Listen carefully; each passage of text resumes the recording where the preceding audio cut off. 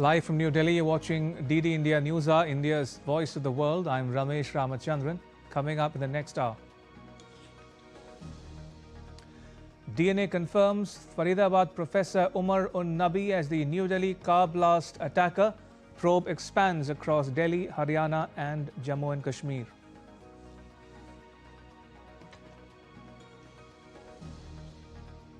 Botswana hands over 8 cheetahs to India. President Murmu calls the diaspora a living bridge of friendship.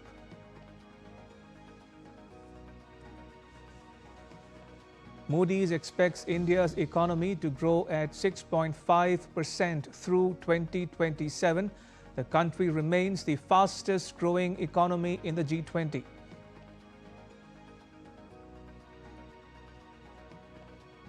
And Democrats release Epstein papers raise new questions about US President Trump's ties to sex offender Jeffrey Epstein.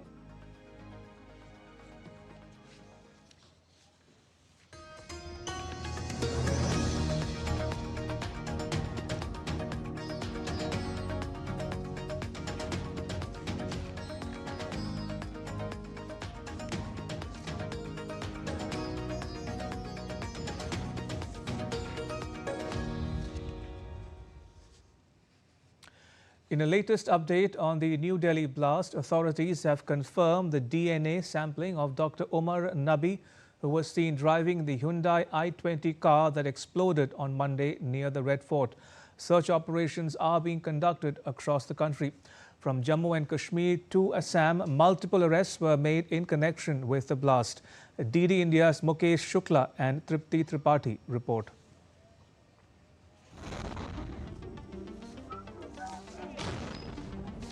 A chilling revelation has surfaced in the Delhi car blast case. DNA samples collected near the exploded Hyundai i20 at the Red Fort have confirmed that the attacker was Dr. Umar-Nabi, the prime suspect in the Faridabad explosive seizure case. Originally from Pulwama in Jammu and Kashmir, Umar served as an assistant professor at Al-Falah University in Faridabad.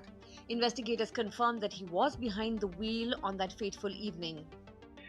Fresh CCTV footage now shows the car passing through Connaught Place before heading to Lal Killa parking area, a trail that confirms the blast was a premeditated act of terror executed by the attacker himself. Meanwhile, deep links between the accused and Al-Falah University are now under the scanner. The National Assessment and Accreditation Council has issued a show-cause notice to the university for displaying false accreditation claims on its website. Notebooks and diaries recovered during raids point to 2 years of detailed planning for multiple coordinated strikes. Several university staff members have been detained for questioning. On Thursday, investigators seized a Maruti Suzuki Brezza from the university campus registered under Dr. Shaheen Shahid, another faculty member now named as an accused. Sources say the vehicle may have been used for transporting explosives and materials linked to the blast. As India mourns, President Draupadi Murmu, currently on a state visit to Botswana, paid a tribute to the victims by observing a minute's silence. The Union Cabinet, in an emergency meeting, officially described the incident as a terrorist attack, directing agencies to pursue the investigation with utmost urgency to bring all perpetrators, collaborators, and sponsors to justice. The investigation has now expanded beyond Delhi and Haryana. The counterintelligence wing of Jammu and Kashmir Police on Thursday conducted simultaneous raids at 13 locations across the valley, targeting what officials describe as a white-collar terror module, possibly linked to the Red Fort blast. In Assam, 7 individuals were arrested for their alleged involvement in the recent Delhi bomb blast. We are taking an approach where it will be zero tolerance. We are examining over 100 social media posts right now, and wherever we have seen clear connection or clear encouragement towards the terrorism, we have arrested them, and we will continue to arrest them till we crack the entire ecosystem in Assam. Condemnation poured in from the international community as well. US Secretary of State Marco Rubio termed the blast a clear act of terrorism, praising India's swift and professional response to the crisis. It clearly was a terrorist attack, and it was a car loaded with highly explosive materials that detonated and killed a lot of people. But I think they're doing a very good job of carrying out an investigation. The potential that it has to become something broader But I think we're going to await to see what their investigation reveals. We've offered to help, but I think they're very capable in these investigations. They don't need our help, and they're doing a good job. Back home, the national capital remains on high alert. Security has been tightened across sensitive zones with regular search operations to detect any hidden explosive caches. The Lal Killa metro station also remains closed as forensic and anti-sabotage teams continue combing the area. With every lead, the circle is tightening around the network that executed this heinous act of terror. For now, Delhi stands vigilant, united, resilient, and determined to bring the masterminds to justice. Inputs from Mukesh Shukla, Tripti Tripaঠি's report for DD India. Botswana has handed over 8 cheetahs to India, marking a major boost to Project Cheetah and a significant moment in India-Botswana relations. President Draupadi Murmu received the cheetahs at the Mokolodi Nature Reserve, symbolizing a growing partnership in wildlife conservation. DD India's Dibyendu Mondal reports from Botswana. At the Mokolodi Nature Reserve on the outskirts of Gaborone, a historic moment in conservation diplomacy unfolded on Thursday. Botswana gifted 8 wild cheetahs to India, reinforcing a bond rooted in cooperation, ecology, and shared global responsibility. President Draupadi Murmu, along with Botswana's President Duma Boko, witnessed the symbolic handover. The cheetahs were released into a quarantine and acclimatization facility where they will undergo health checks before their eventual translocation to India under Project Cheetah. It gives me special pleasure to note that Botswana is to reintroduce cheetahs in India under Project Cheetah. This is a unique wildlife conservation initiative of Government of India which aims to restore the cheetah to India's ecosystems. I must thank President Boko and the people of Botswana to agreeing to send their cheetahs to India. We will take good care of them. Implemented by the National Tiger Conservation Authority, Project Cheetah is India's ambitious effort to restore the species after it went extinct in the country in 1952. Since the project's launch, 20 cheetahs from Namibia and South Africa have been introduced at Kuno National Park. Today, 26 cheetahs thrive there, including 16 Indian-born cubs, monitored through scientific tracking, prey-based management, and round-the-clock field teams. Botswana's donation in 2025 gives the project renewed momentum, strengthening genetic diversity and deepening collaboration in research, wildlife management, and ecological restoration. We are now preparing them for quarantine before they are able to go to India. So the quarantine facilities has been set up specifically here at Mokolodi Nature Reserve. And the next few weeks, we will be preparing them to go to India. Beyond conservation, the initiative is also a diplomatic milestone. India and Botswana, long-standing partners, are expanding cooperation in climate action, capacity building, ecotourism, and South-South collaboration. The cheetah transfer stands as a symbol of trust between the two nations. After the formal handover of the cheetahs to the Indian government, which has been received by the President of India here at the Mokolodi Nature Reserve in Botswana, these 8 cheetahs will remain in quarantine at this particular facility at the Gaborone Mokolodi Nature Reserve here in Botswana. The cheetahs will take about 45 days to reach India after they complete all the medical tests as well as the quarantine facility. With camera person Ramakant Sharma, this is Dibyendu Mondal from Gaborone, Botswana for DD India. The Ministry of External Affairs briefed media persons in Botswana on Thursday following President Draupadi Murmu's visit there. It said that both sides reviewed their existing cooperation across a range of sectors. Discussions covered areas such as trade and investment, capacity building and development partnership, with a particular focus on strengthening India-Botswana ties. During the wide-ranging discussions, both the leaders reviewed the existing ongoing bilateral cooperation across sectors between our two countries. They discussed ways to further strengthen and deepen our partnership in sectors of mutual interest, such as trade and investments, capacity building and development partnership, skill development, agriculture, health, infrastructure development, renewable energy, defense, and also digital technology in the entire digital space. Commerce Minister Piyush Goyal and Canada's Minister of Export Promotion, International Trade and Economic Development, Maninder Sidhu, co-chair the 7th India-Canada Ministerial Dialogue on Trade and Investment in New Delhi. The meeting marked a renewed phase of engagement aimed at reinvigorating trade and investment ties and setting a forward-looking agenda for cooperation. The ministers reaffirmed the enduring strength of the India-Canada relationship, anchored in shared democratic values, cultural diversity, and growing economic complementarities. They highlighted the vital role of the vibrant Indian diaspora of nearly 2.9 million and over 427,000 Indian students in Canada, whose contributions serve as a bridge fostering deeper understanding, innovation, and economic collaboration. The ministers also reviewed recent trade policy developments covering trade in goods and services and exchanged views on enhancing market access. Exit polls have set the tone for counting day in India's northern state of Bihar. Almost all have forecast that the NDA will comfortably cross the halfway mark of 122. While each party is interpreting these exit polls from their perspective, they've also given rise to a poster war that's being played out on the ground. DD India's Gautam Roy reports. Elections are known for a war of words, either in political rallies or in newsrooms. But they're also known for posters.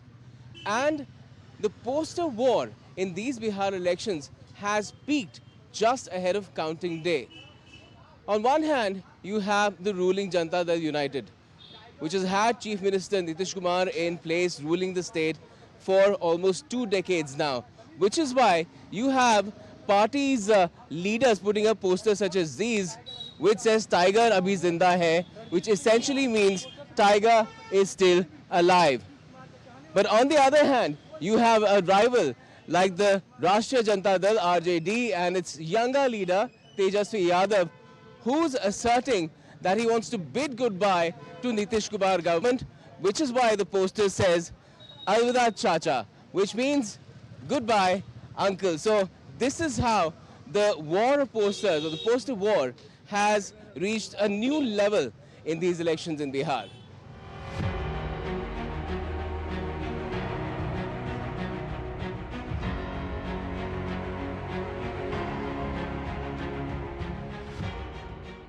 Poster wars aside, the exit polls, coupled with an unprecedented turnout of 67.13% in Bihar, have given a sharper edge to the war of words between the two main rivals. More than half a dozen exit polls, which came out after the end of the second phase of polling, have spoken in one voice. Even if the poll predicting the least number of seats is considered, the Modi-Nitish-led NDA is expected to go beyond the halfway mark of 122 seats to attain a simple majority in Bihar Assembly. If the maximum number of seats forecast by any exit poll is considered for the NDA, it could even win a two-thirds majority. The exit polls and even the turnout spurt has lifted the NDA's spirit ahead of the results. It has credited its leadership at both the centre and the state for the predicted outcome. But the rival Mahagathbandhan's RJD questions the credentials of the exit polls. It asserts that the increased turnout of voters indicates a mandate seeking change. Clearly, with the exercise of their franchise, Bihar's voters have left no doubt in anyone's mind as to their keenness to having a say in the future. But they have always kept alive the mystery of the outcome. With camera person Vicky Rajput, Gautam Roy's report, DD India. Still to come on DD India Newshour. Moscow accuses Ukraine's officials of refusing to engage in peace talks, Kiev denies. And the UK economy slows in the third quarter. deals another blow to the Labour government ahead of presentation of budget.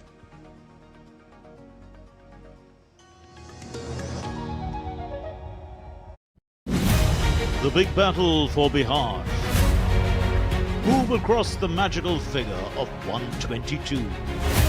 Will the NDA manage to hold, or will the Mahagathbandhan make a mark? What did Bihar vote for in 2025? Who will be the next chief minister? For these and a lot more, tune in to DD India on Friday, 7 a.m. onwards. The big battle of Bihar.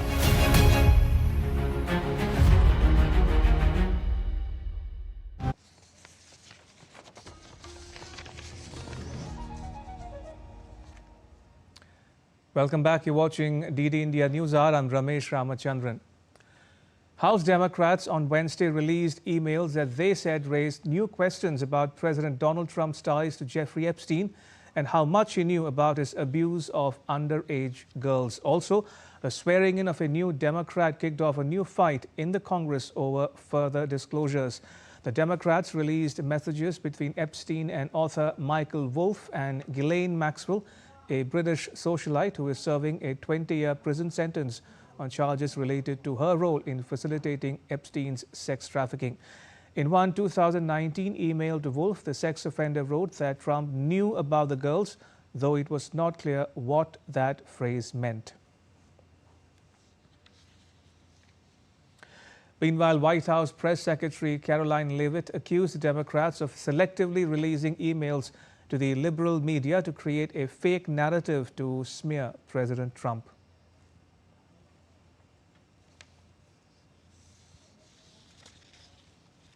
These emails prove absolutely nothing other than the fact that President Trump did nothing wrong. And what President Trump has always said is that he was from Palm Beach and so was Jeffrey Epstein. Jeffrey Epstein was a member at Mar-a-Lago until President Trump kicked him out because Jeffrey Epstein was a pedophile and he was a creep.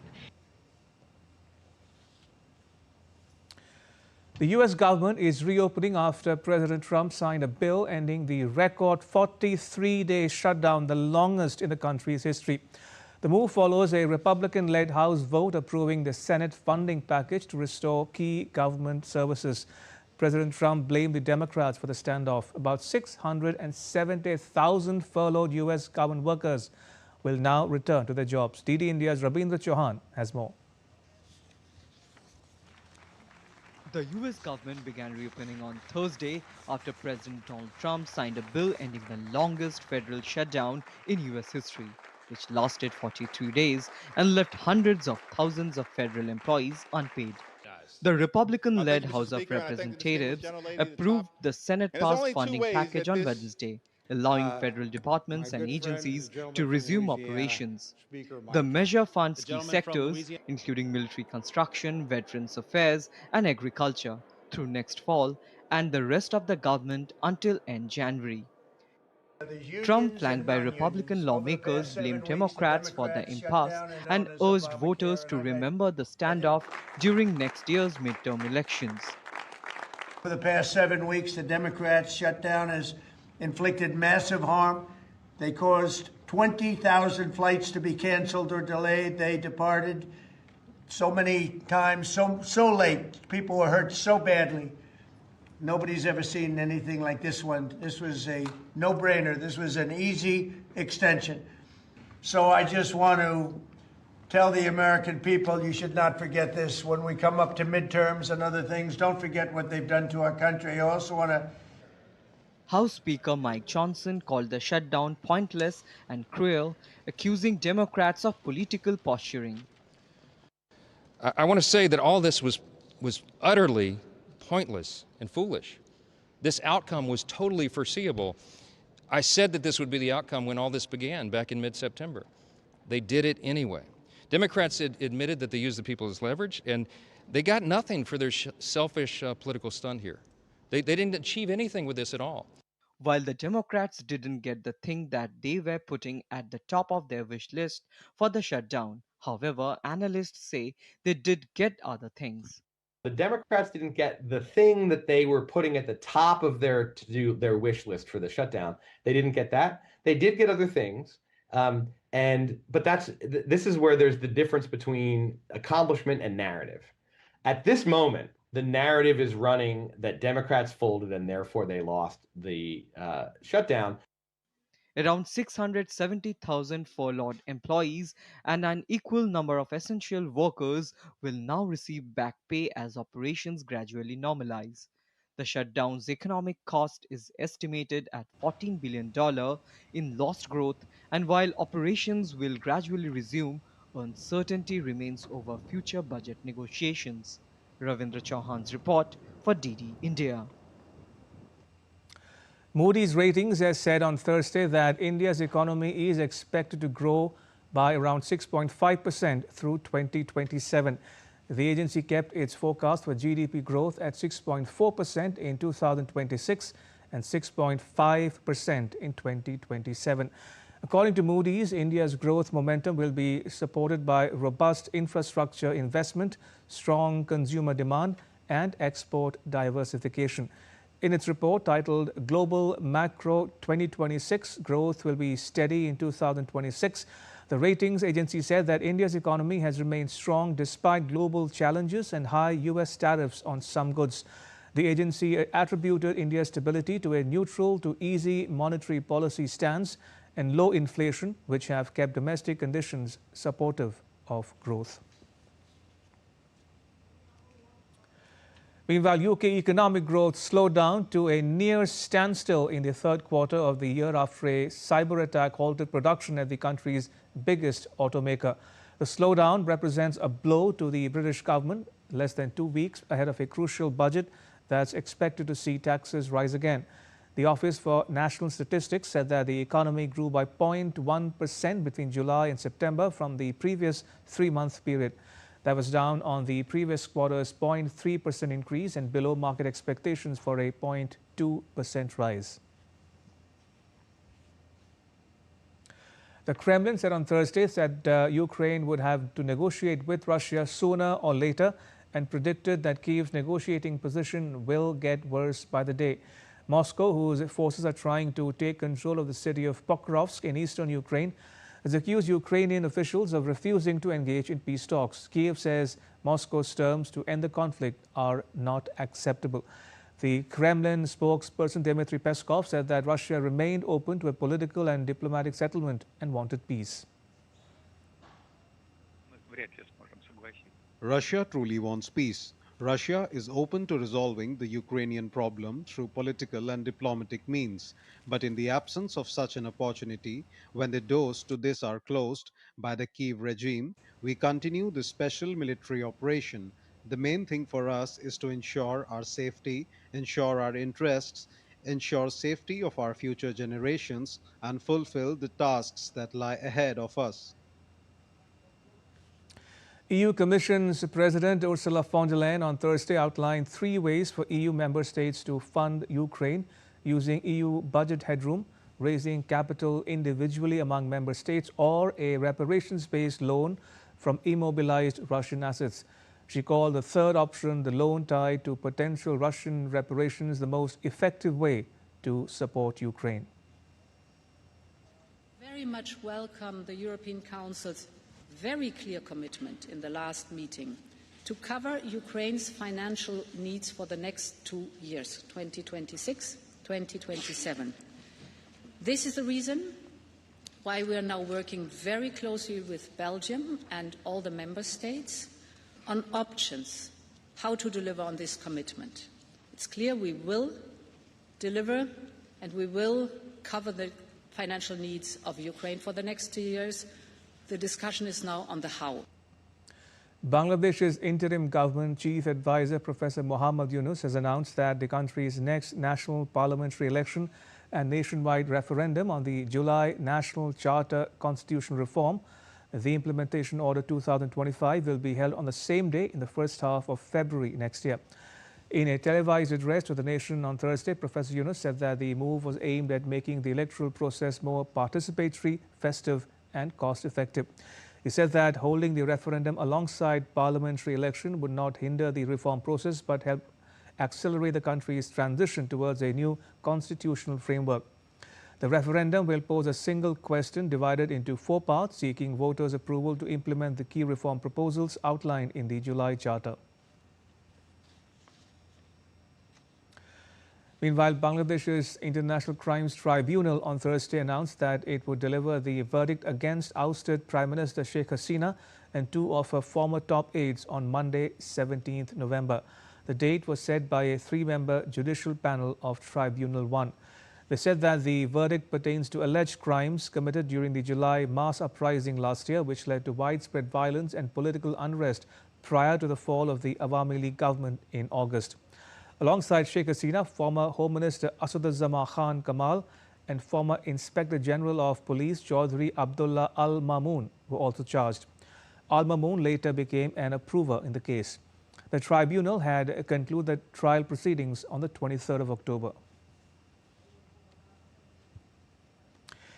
In a significant development, TB incidence in India has been reduced by 21% from 237 per lakh population in 2015 to 187 per lakh population in 2024. This is almost double the pace of the decline observed globally at 12% as per the World Health Organization's Global TB Report 2025. According to India's Health Ministry, India's innovative case-finding approach, driven by the swift uptake of newer technologies, decentralization of services and large-scale community mobilization, have led to the country's treatment coverage to surge to over 92% in 2024 from 53% in 2015, with 26.1 lakh TB patients being diagnosed in 2024 out of an estimated incidence of 27 lakh cases. This has helped reduce the number of missing cases. That means those who had TB but were not reported to the program from estimated 15 lakh in 2015 to less than 1 lakh in 2024. Prime Minister Modi has hailed the reduction in the incidence of tuberculosis in India. He lauded health workers doing remarkable work towards India's fight against tuberculosis. The Secretary General of industry body ASSOCHAM, Manish Singhal, credited the government's active focus and strategic interventions as the driving force behind this milestone. Way back in 2015, our government had identified that our TB deaths, which were probably about a third of the world, need to be paid attention to. So I think that's what we are seeing today, that the reduction in TB cases is twice the world average. Last year, our government also announced a program called TB Mukt Bharat, that is to eradicate TB over the next 5 years. So, when government focuses there, we are seeing the result of that. All right, now take a look at what else is making news around the world. Farmers in Thailand's Phanom Dang Rak district along the Tense-Cambodia border are rushing to harvest rice in preparation for a potential mass evacuation. Dealing with crop damage from unseasonal rains, locals are under pressure as fears of renewed military clashes grow. Emergency preparedness measures are underway in the region, including evacuation plans for over 10,000 residents from 20 villages.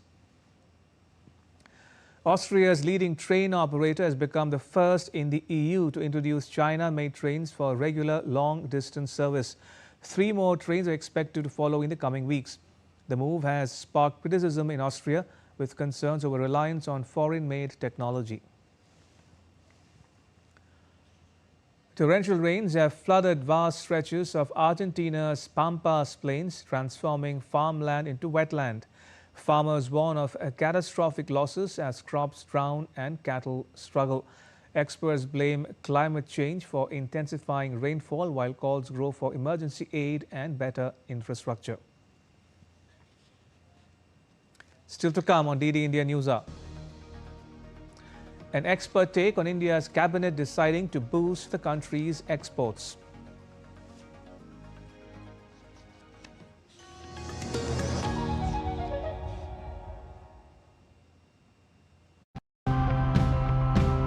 When we stop seeing ourselves as separate from the world around us, caring for our planet becomes caring for our own existence. So today, let's meet people who are showing us even small steps can bring about lasting change.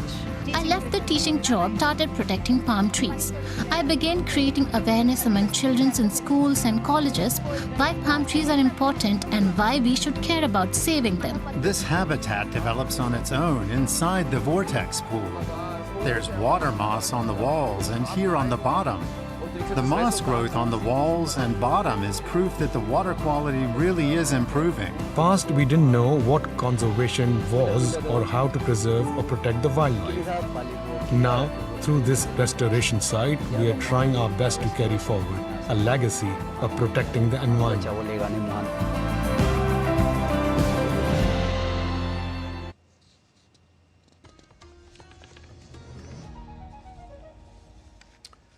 Welcome back. You're watching DD India Newshour. I'm Ramesh Ramachandran. A quick recap of the headlines. DNA confirms Faridabad professor Umar un-Nabi as the New Delhi car blast attacker. Probe expands across Delhi, Haryana and Jammu and Kashmir. Botswana hands over 8 cheetahs to India. President Draupadi Murmu calls the diaspora a living bridge of friendship.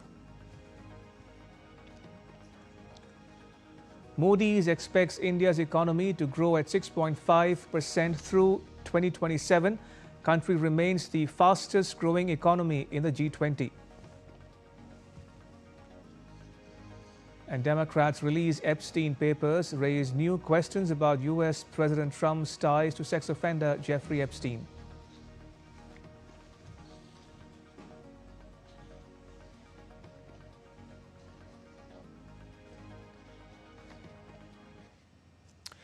In a twin boost to India's growth story, India's cabinet, chaired by Prime Minister Modi, has cleared 2 major decisions. One, to revise the royalty rates for key critical minerals, and another, to launch an export promotion mission. While the mineral reforms aim to cut import reliance and support green energy, the export mission focuses on empowering MSMEs and making India's exports more competitive. DD India's Nishchoy Roy has more.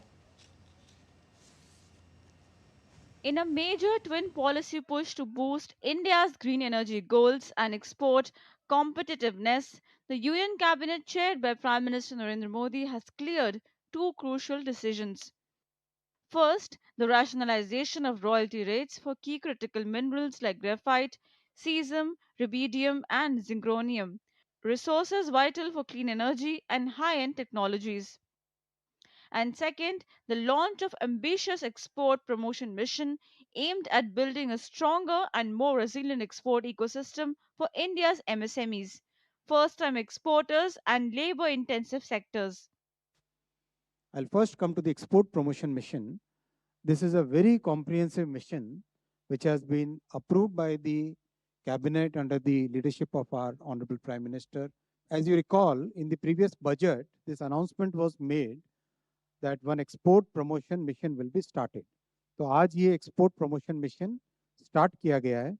25,060 crore रुपए का इसका outlay है, 6 साल की इसकी अवधि है और इसमें बहुत ही कॉम्प्रिहेंसिव तरीके से पूरे कंप्लीट एक्सपोर्ट के इकोसिस्टम को सपोर्ट करने का इसमें डिसीजन लिया गया है। Both moves are being seen as part of India's broader strategy to strengthen economic self-reliance and global competitiveness, especially at a time when China continues to tighten its grip on global mineral supply chains. Under the new policy, the government has shifted royalty calculations for graphite from a fixed per ton basis to an ad valorem system, which links the royalty directly to the market price. For graphite, with over 80% carbon, the royalty has been set at 2% of the average sale price, while for other grades it will be 4%. In the case of zirconium, the royalty rate is 1% of the average sale price, and for rubidium and cesium, it's 2% each. The cabinet has also approved the auction of graphite, zirconium, rubidium, and cesium blocks under the amended second schedule of the Mines and Mineral Act, paving the way for transparent and competitive allocation. कुछ critical minerals देश में ऐसे हैं available जिनके royalty के structure को change करने की ज़रूरत थी। बहुत ज़्यादा हाई रॉयल्टी इम्पोज करके रखी हुई थी, उनको रिड्यूस किया गया। पहला है ग्रेफाइट, दूसरा है जिरकोनियम, तीसरा है रुबिडियम और चौथा है caesium.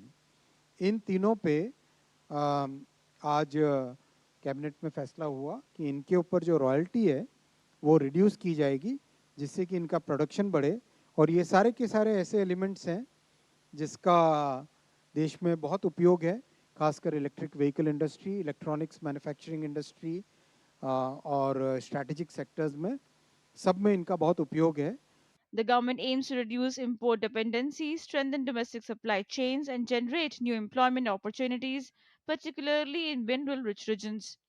Together, these steps would power everything from clean energy transformation to manufacturing growth, positioning India as both a resource hub and export powerhouses in the decade ahead. Nushra Roy's report for DD India. And joining us is Ms. Deepshika Sikarwar. She is a senior editor with the Economic Times newspaper. Ms. Sikarwar, welcome to DD India News. How do you view the $5.1 billion package for exporters? Thank you, Ramesh. Welcome. As we know, Indian exporters had to compete globally with all the challenges that they faced, because a lot of our other competitors, they provided a lot of funding and there were a lot of subsidies given, and they had some better infrastructure to deal with. So there was a lot of support coming from these countries. So what the government is trying to do through this package is address those challenges that the exporters were facing. You know, MSME exporters, they some of these fairs which they would have liked to attend, they have huge fees for exhibitors. So this mission will provide support for that. Marketing support, capacity building. Then, you know, there are some buyers who may want immediate deliveries. So where do you stock your products? Overseas, can we create some warehouses to help our exporters? So the kind of assistance that is being sought to be provided through this mission will help the export sector, particularly us smaller exporters who do not have that kind of, you know, financial muscle to actually market themselves and to create niche for themselves in the global markets. Do you think it will also go a long way to help offset the impact of US tariff hikes?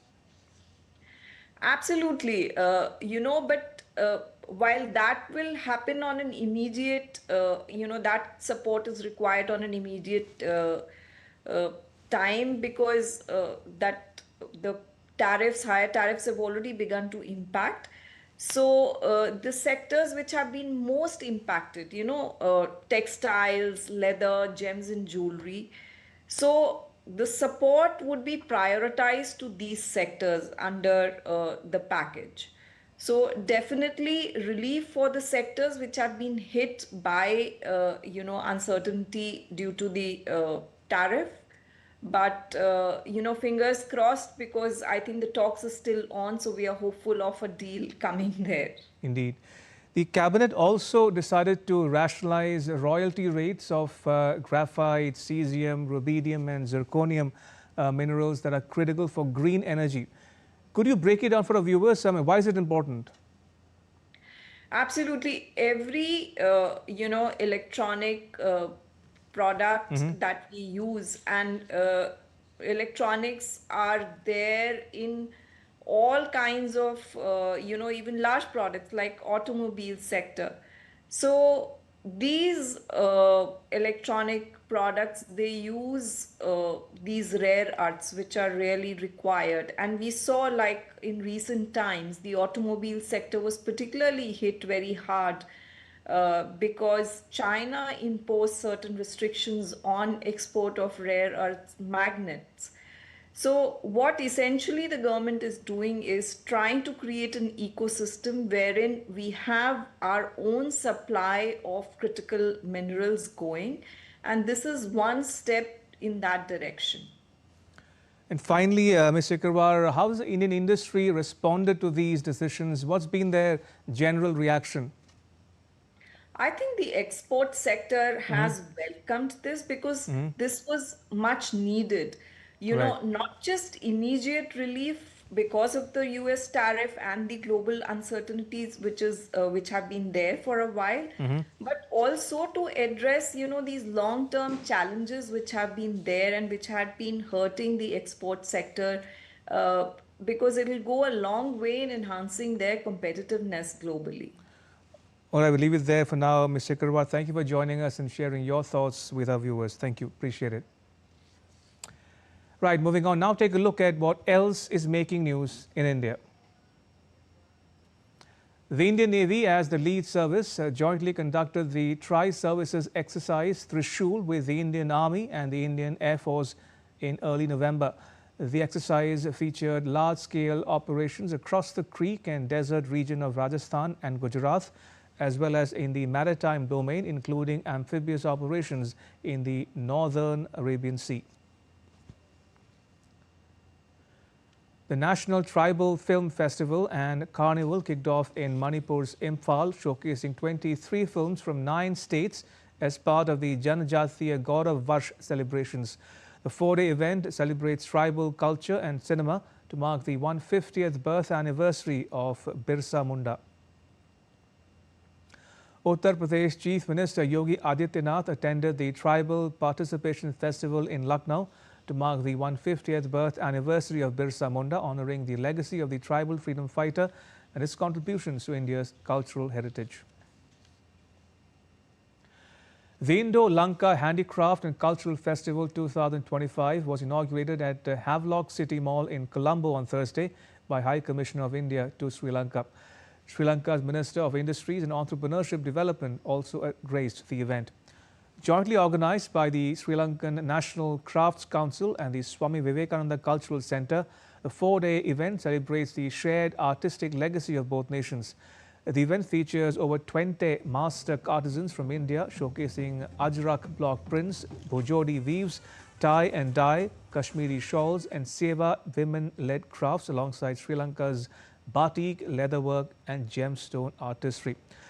Speaking at the inauguration ceremony, the Indian High Commissioner said that the festival embodies a living dialogue between tradition and innovation, highlighting the role of crafts in connecting communities. The exhibition will showcase the extraordinary diversity and creative excellence of Indian craftsmanship. Visitors will be able to interact directly with the artisans and craftsmen, watch live demonstrations, and purchase authentic handmade products. President Draupadi Murmu has concluded a successful two-nation state visit to Angola and Botswana on Thursday. The president emplaned for New Delhi this evening. On the last day of her visit to Botswana, the president witnessed a symbolic handover of cheetahs from Botswana to India. She also addressed the members of the Indian community in that country. In separate meetings, the Vice President of Botswana and Dr. Fenyo Butale, Minister of International Relations, called on President Murmu. They both commended India on its notable development trajectory.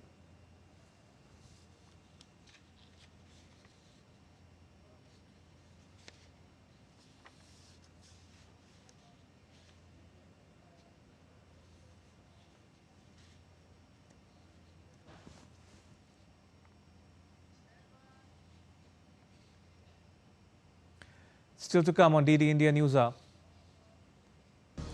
Test cricket returns to the iconic Eden Gardens in Kolkata after a gap of 6 years. And the 2028 Los Angeles Olympics schedule is out. More on that after the break.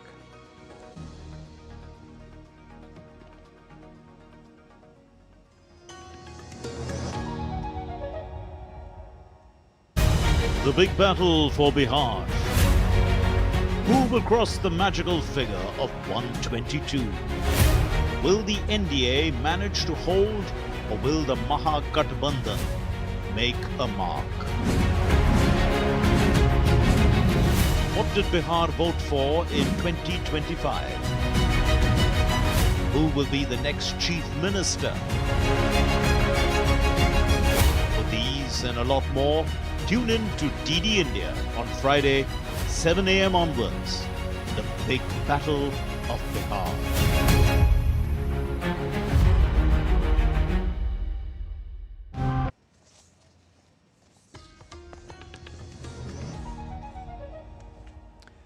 Welcome back. You're watching DD India Newshour. I'm Ramesh Ramachandran. India's retail inflation measured by the Consumer Price Index or CPI fell sharply to 0.25% in October, down from 1.44% in September, marking the lowest level since 2012. This according to data from the Ministry of Statistics and Program Implementation. The decline was driven by a steep drop in food prices, with the Consumer Price Index for food registering a minus 5.02% year-on-year fall, 4.85% in rural areas and minus 5.18% in urban areas. This represents a 269 basis point decrease from September and the lowest food inflation in the current CPI series. Experts attribute the historic fall to a broad-based GST reduction, a favorable base effect and sharp moderation in food prices, signaling a major milestone in India's battle against inflation. Niti Aayog Vice Chair Suman Berry, while addressing the Energy Security Conference in New Delhi on Thursday, said that India should not become a victim of high-cost energy on its journey towards becoming a developed country. He called for looking into the industrial structure of the hydrocarbon sector and enhancing private sector's role in overall energy security. We need to stress to the rest of the world the audaciousness and boldness of the challenge that India, under the leadership of Prime Minister Modi, has taken on. Because these are, at the end of the day, new, untested technologies at scale in many ways.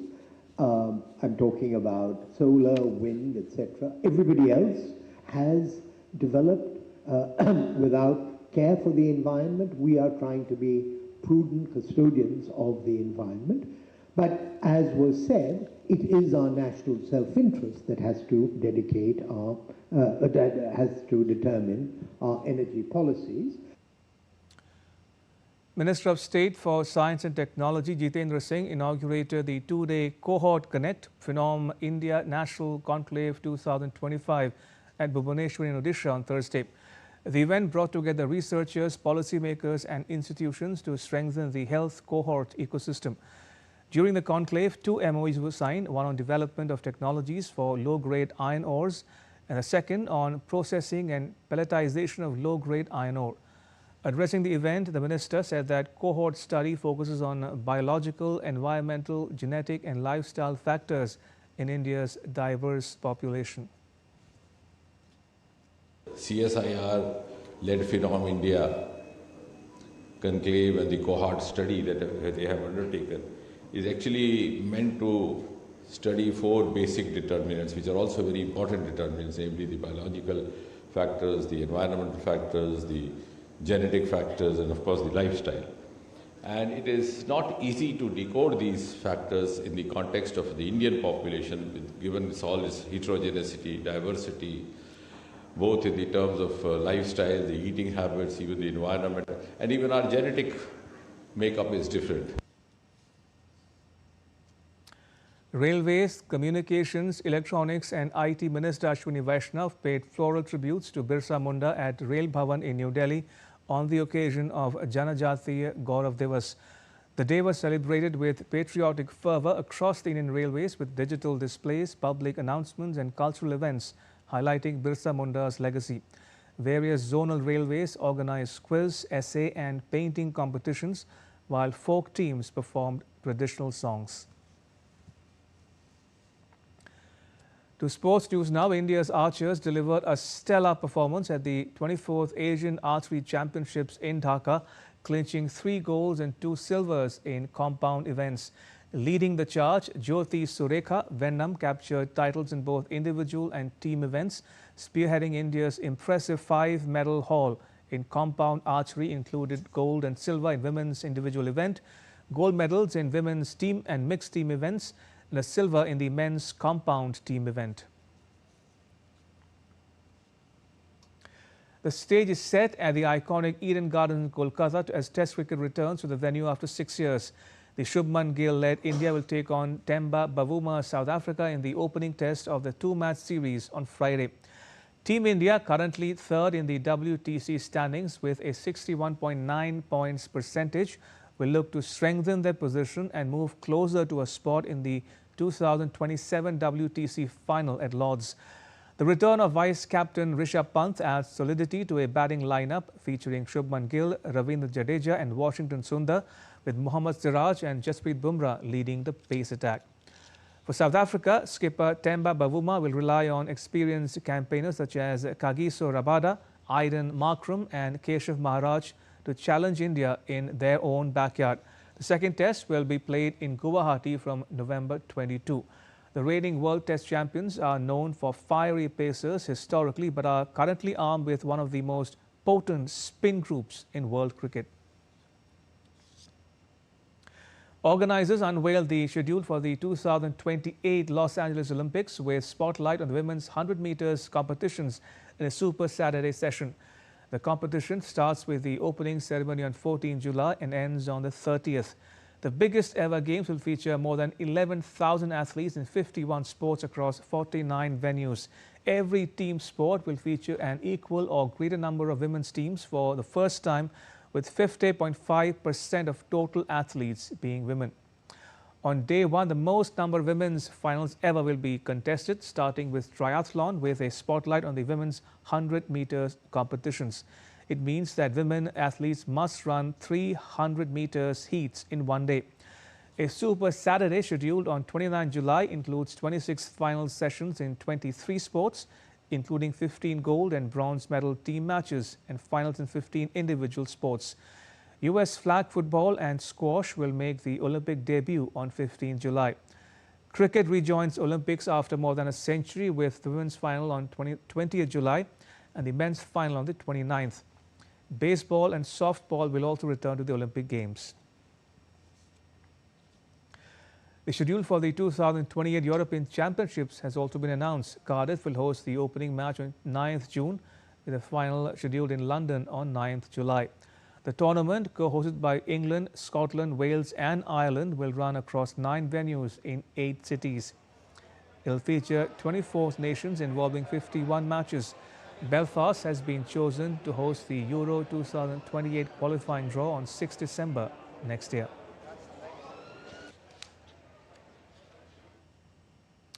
And that's all for this edition of DD India Newshour. Let us know your thoughts on the news of the day.